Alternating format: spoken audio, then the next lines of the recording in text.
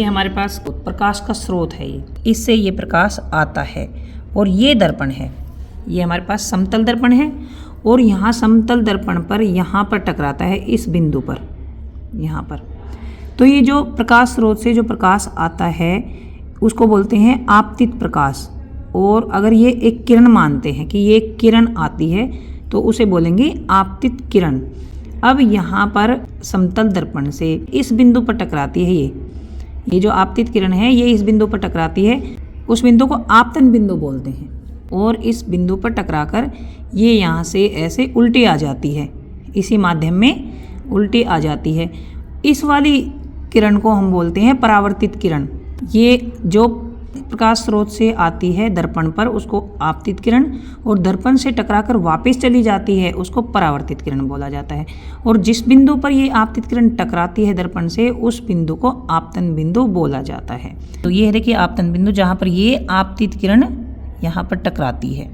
इस आपतन बिंदु पर 90 डिग्री का कोण बनाते हुए एक रेखा मान लेते हैं ये, और ये दर्पण से 90 डिग्री का कोण बनाती है ऐसे ऐसे, और इधर भी ऐसे। तो इस रेखा को अभिलंब बोला जाता है। क्या कहते हैं इसको कहते हैं अभिलंब, और इसको हम ये मान लेते हैं अभिलंब है। यहाँ पर ये रेखा मान लेते हैं हम जो कि इस दर्पण के साथ 90 डिग्री का कोण बनाती है। ये दर्पण है, दर्पण के साथ यहाँ से यहाँ तक का 90 डिग्री का कोण बनाती है। अब ये है आपतित किरण और ये है अभिलंब। जो आपतित किरण और अभिलंब के बीच में जो कोण बनेगा उसको बोलेंगे आपतन कोण। और ये परावर्तित किरण है, जो ये परावर्तित किरण और अभिलंब के बीच में जो कोण बनेगा उसे बोलते हैं परावर्तन कोण। और आपतन कोण हमेशा ही परावर्तन कोण के बराबर होता है। देखो यहाँ पर ये 60 डिग्री से आती है, ये आपतित किरण 60 डिग्री से आती है और दर्पण से टकराती है, और परावर्तित किरण भी 60 डिग्री से वापस चली जाती है। तो यहाँ पर अभिलंब है 90 डिग्री पर, तो 60 डिग्री पर आपतित किरण आती है। तो आपतित किरण और अभिलंब के बीच का जो कोण बनता है वो बनता है 30 डिग्री का। इसी तरह से जो परावर्तित किरण है वो और अभिलंब, इन दोनों के बीच का कोण जो बनता है वो बनता है 30 डिग्री का। यानी आपतन कोण परावर्तन कोण के बराबर होता है। तो ये हर बार होता है। अगर आपतित किरण 70 डिग्री से आती है, दर्पण से टकराती है, तो 70 डिग्री पर ही परावर्तित किरण वापस जाएगी। तो ये एक बार हम चेक करके देख लेते हैं। यहाँ पर हम देखते हैं कि ये आपतित किरण 70 डिग्री पर आती है और दर्पण से आपतन बिंदु पर टकराती है, और टकराने के बाद ये वापस 70 डिग्री से होती हुई चली जाती है। देखिए जो अभिलंब है वो दर्पण से 90 डिग्री का कोण बनाता है और आपतित किरण 70 डिग्री पर आती है। तो अभिलंब और आपतित किरण के बीच का जो कोण है वो है 20 डिग्री, और ये परावर्तित किरण भी 70 डिग्री पर वापस जाती है। तो अभिलंब और परावर्तित किरण के बीच का कोण है 20 डिग्री। तो इसमें भी आपतन कोण 20 डिग्री और परावर्तन कोण 20 डिग्री है, यानी आपतन कोण परावर्तन कोण के बराबर है। अब हम देखते हैं कि यदि आपतित किरण 50 डिग्री पर आती है और दर्पण से टकराती है और परावर्तित होकर कितने कोण पर जाती है।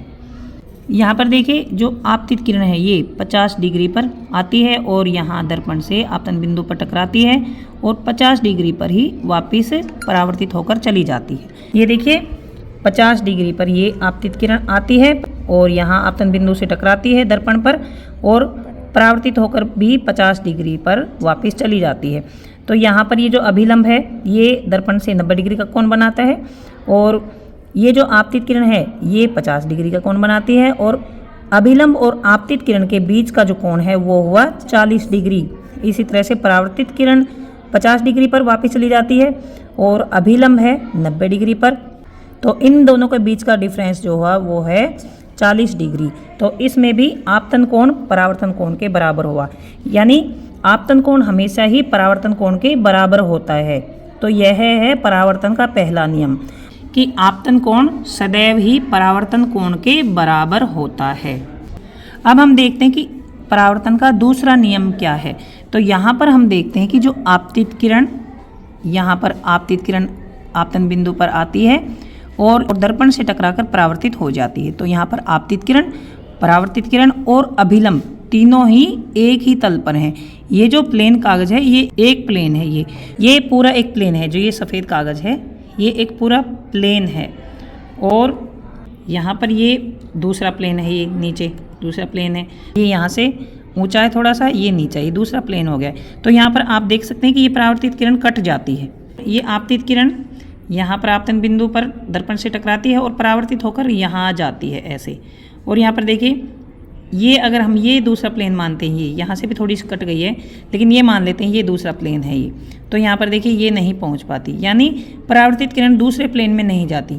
ये आपतित किरण, परावर्तित किरण और अभिलंब एक ही प्लेन में स्थित होते हैं। तो इस तरह से जो परावर्तन का दूसरा नियम है वो ये है कि आपतित किरण और आपतन बिंदु पर जो अभिलंब है वो और परावर्तित किरण तीनों एक ही तल में स्थित होते हैं।